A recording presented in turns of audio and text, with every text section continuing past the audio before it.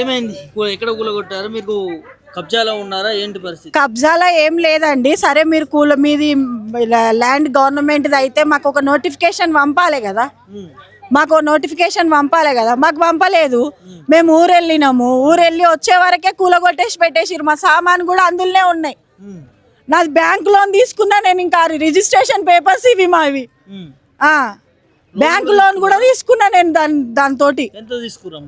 నేను 5 లక్షల లోన్ తీసుకున్నానండి.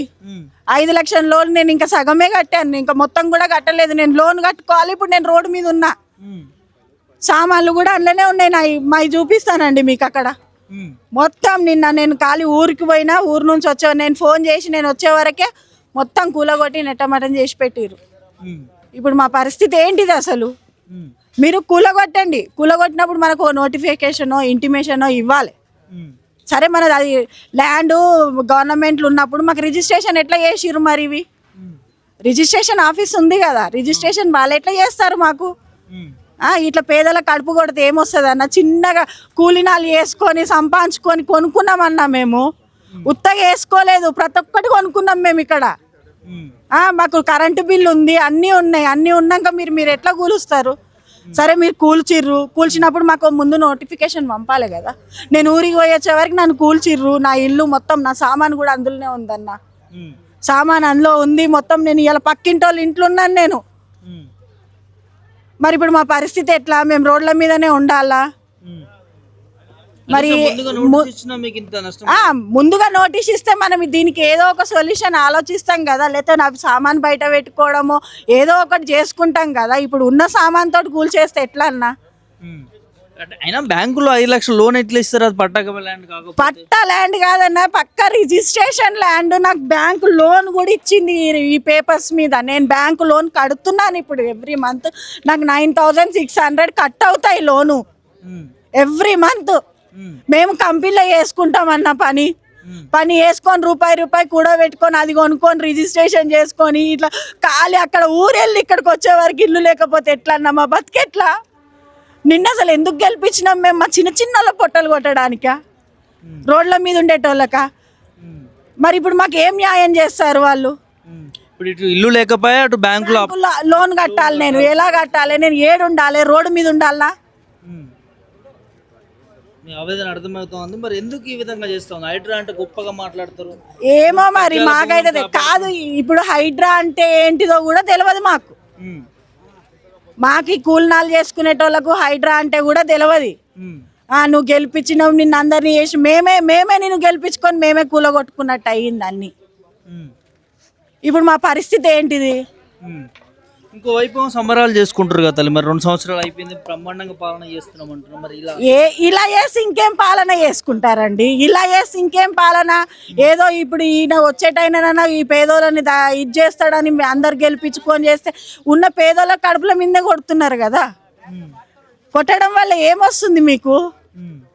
నేనైతే పక్కా రిజిస్ట్రేషన్ అండి. బ్యాంక్ లోన్ కూడా ఉంది నాకైతే. ఊరికి వెళ్ళొచ్చే వరకు నా ఇల్లు కూల్చిపెట్టిర్రు. ఇప్పుడు నేను ఎక్కడ ఉండాలి? గొప్పగా మాట్లాడతారు కదమ్మా కాంగ్రెస్ నేతలు కావచ్చు, మంత్రులు కావచ్చు.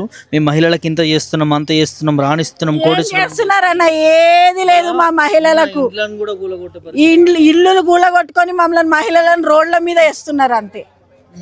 రోడ్ల మీద ఖాళీ ఊరికి వెళ్ళేసి వచ్చే వరకు ఇల్లు కూలిపోయి ఉంటే ఎట్లుంటది అన్న? ఏం లాభం? నువ్వు ఇట్లా చేసి ఏం లాభం? ఇంతమంది పొట్టల మీద కొట్టి ఏం లాభం నువ్వు? ఇక్కడ ఉన్న వాళ్ళమంతా కూలినాలు చేసుకునేటోళ్ళమే మేము అందరము. కొనుక్కున్నాము మేము. పక్కా కొనుక్కొని క్యాష్ ఇచ్చి రిజిస్ట్రేషన్ చేయించుకున్నది. రిజిస్ట్రేషన్ చూసే కదా బ్యాంక్ వాడు లోన్ ఇస్తాడు మనకు.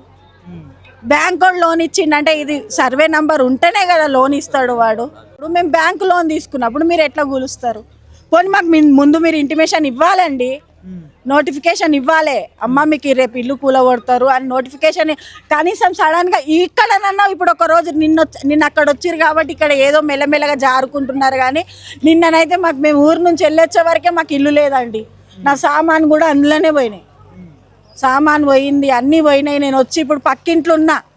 ఇప్పుడు నా పరిస్థితి ఏంటిది? ఏం చెప్తారు ముఖ్యమంత్రికి?